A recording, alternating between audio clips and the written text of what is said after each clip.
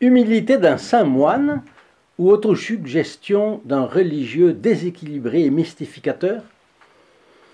Il n'a pas manqué de gens inspirés par le diable pour calomnier le Padre Pio de la façon la plus injuste. On a lancé contre lui des accusations contre sa vertu, sa droiture, les dons qu'il avait reçus de Dieu, sa modestie et même sa chasteté. Regardez cette vidéo jusqu'au bout et découvrez comment a commencé l'épreuve de Saint Pio de Pietrelcina, celle qu'il a affrontée pendant 50 ans.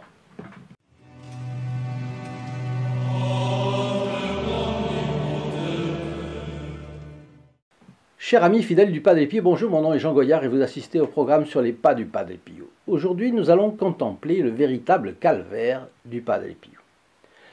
Alors, l'objectif de cette chaîne est de faire connaître à grande échelle la vie foisonnante de miracles de Saint Pio de Pietrelcina.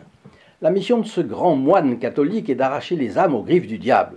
Sa photo est ici diffusée gratuitement et franco de port pour amener sa présence consolatrice dans les foyers. Si vous voulez la recevoir pour vous ou un de vos proches, téléphonez au 08 05 36 08 47, appel gratuit depuis la France métropolitaine, coût d'un appel local depuis les Dom-Tom et depuis le Canada, composez le 1 844 398 88 67. Vous le savez, les stigmates du Padre Pio apparaissent le 20 septembre 1918. Son premier groupe de quinzaine, grosso modo d'une quinzaine de filles spirituelles, s'en rend compte, malgré ses efforts pour les cacher. Et comme à sa prière se produisent déjà des faits miraculeux, le bruit commence à courir et en mai 1919 paraît le premier article dans Il Giornale d'Italia rapportant des miracles d'un capucin à San Giovanni Rotondo. Quelques jours plus tard apparaissent les premiers pèlerins extérieurs à San Giovanni Rotondo.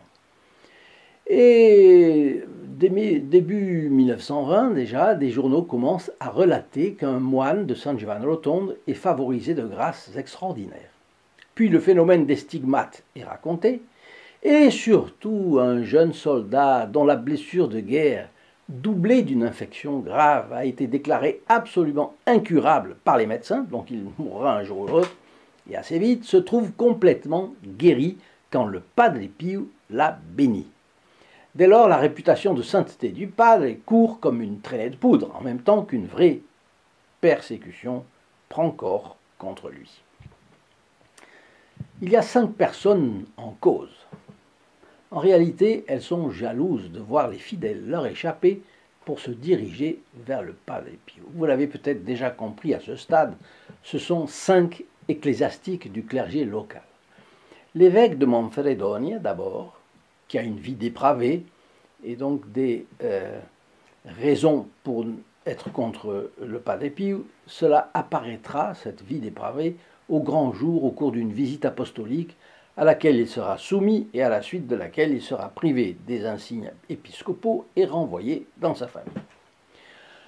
Alors en 1920, il fait signer par des prêtres et des fidèles de son diocèse une dénonciation du soi-disant scandale touchant le couvent des Capucins. Dans cette affaire, il a 4 auxiliaires dévoués en la personne de 3 chanoines de San Giovanni Rotondo, dont les noms sont cités dans les livres que j'indique en référence dans la vidéo, dans la description de la vidéo, et leur archiprêtre. Certains vivaient en concubinage ou entretenaient des maîtresses, ce qui ne pouvait que favoriser le flux des fidèles vers les moines capucins, évidemment. Alors pourquoi dit-on plus le mensonge est gros, mieux il passe? Eh bien parce qu'une calomnie légère peut toujours être prise comme fruit d'une incompatibilité de tempérament.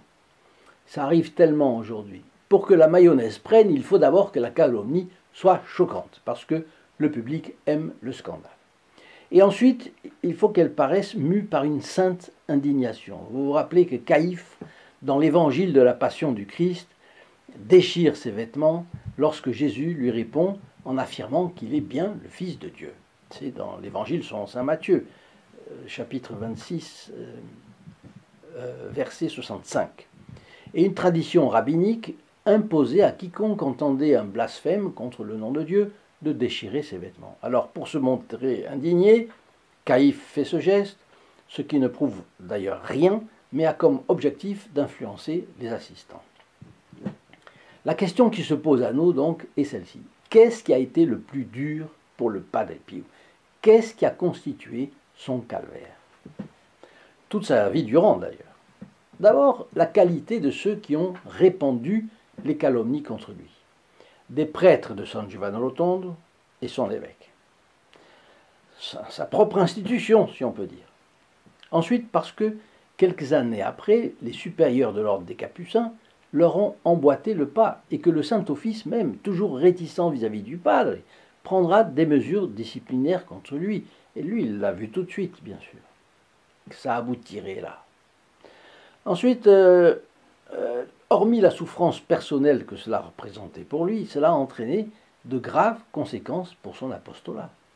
Il était parfaitement conscient de sa mission, à travers les confessions, son grand moyen d'arracher les âmes aux démons. Et c'est justement cela qui est menacé. Imaginez qu'il a aussi échappé à la mesure d'exception décidée, mais jamais appliquée par les supérieurs de son ordre, qui consistait à l'exfiltrer secrètement de San Giovanni Rotondo pour le placer dans un couvent éloigné du nord de l'Italie, dans la campagne, perdu. Il aurait été comme en prison. Heureusement, ce qu'on appelle le bon peuple de Dieu s'est mobilisé à plusieurs reprises, et physiquement, pour l'empêcher, moyennant d'importants attroupements, nuit et jour, avec des hommes armés de bâtons, de matraques, etc. Le chef de la police locale a fait savoir à son ministère qu'une telle manœuvre ne serait jamais faisable sans que le sang des habitants de San Giovanni Rotondo ne coule. Les villageois tenaient trop à leur sein.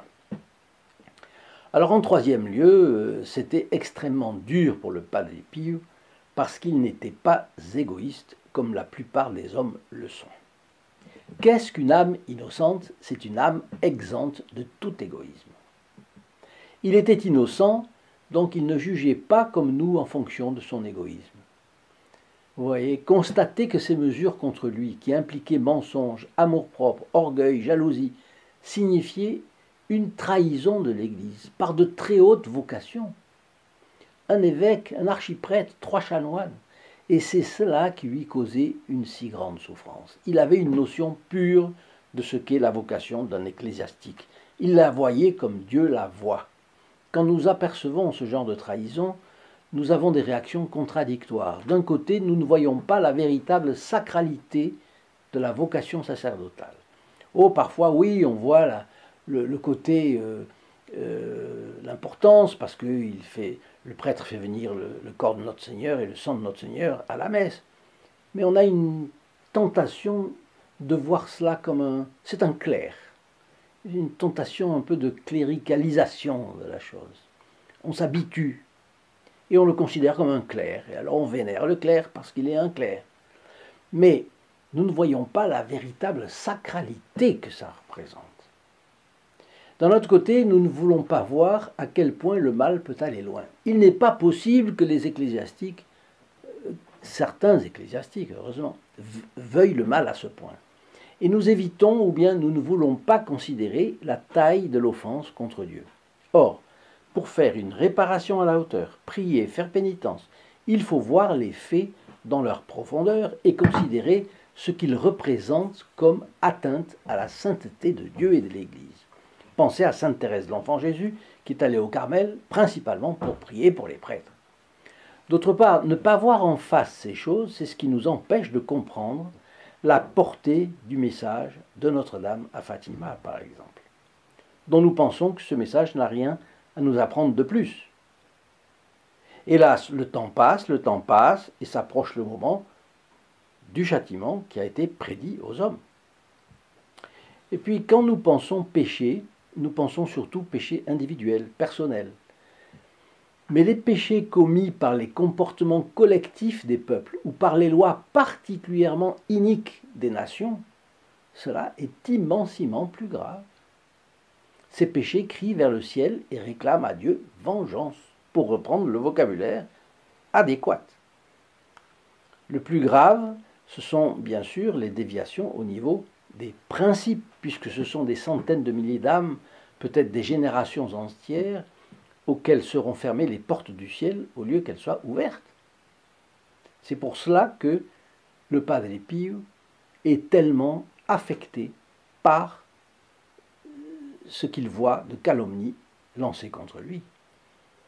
Les ecclésiastiques, s'ils pêchent en parole, par action ou par omission, vous vous rendez compte? S'ils occultent la vérité, s'ils tronquent l'enseignement de l'Église, s'ils prétendent changer l'enseignement de la doctrine catholique même, rendant les âmes aveugles, ça arrive. On pourrait minimiser le mal en pensant, mais non, les âmes pourront toujours se rattraper ou être rattrapées par Dieu, parce qu'elles ne sont pas responsables de la mise en circulation de l'erreur. C'est vrai qu'elles ne sont pas responsables de la déviation doctrinale, mais si elles l'acceptent, et peut-être même la colportent, de cela elles seront responsables. Et quand elles passeront devant Dieu, elles y passeront seules, avec leurs œuvres, ce qu'elles ont fait donc.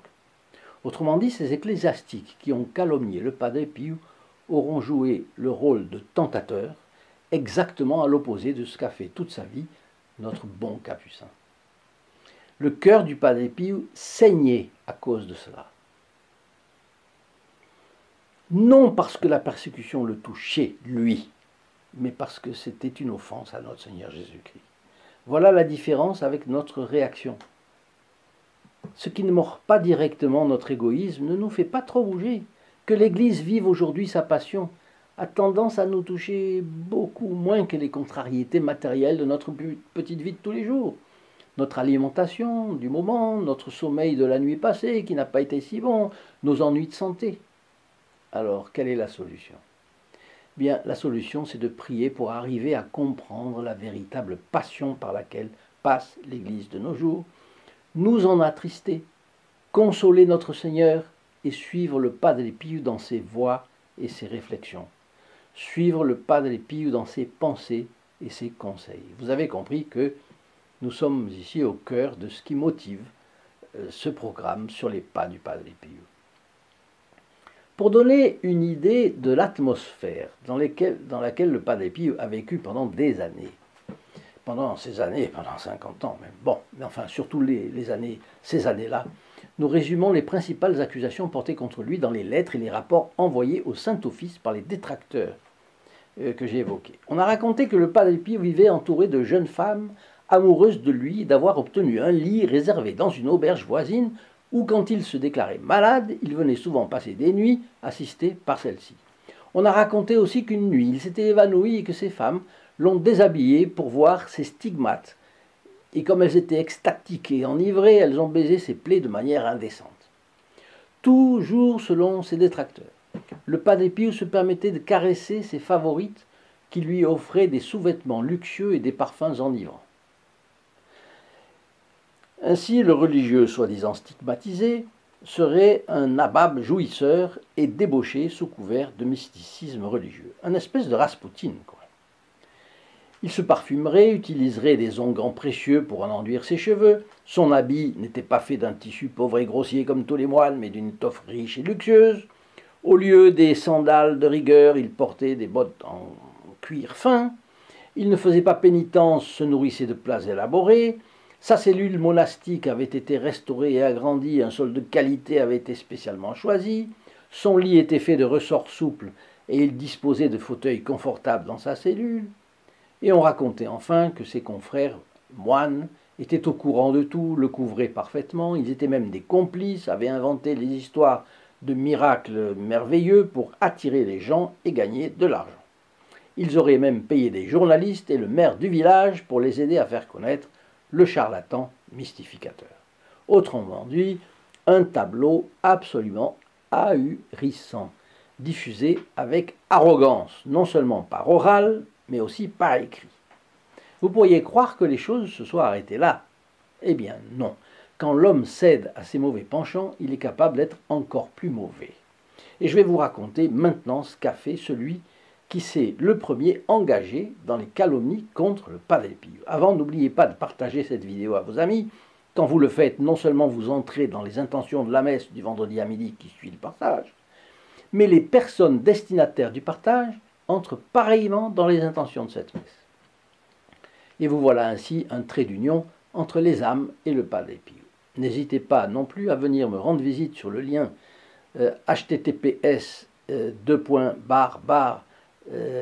st-padre-pio.fr, rappelé ici en bas dans la description de la vidéo, et vous y connaîtrez les membres du groupe des protégés du Padre Pio, l'efficacité de leurs gestes militants et les bénéfices spirituels qu'ils reçoivent.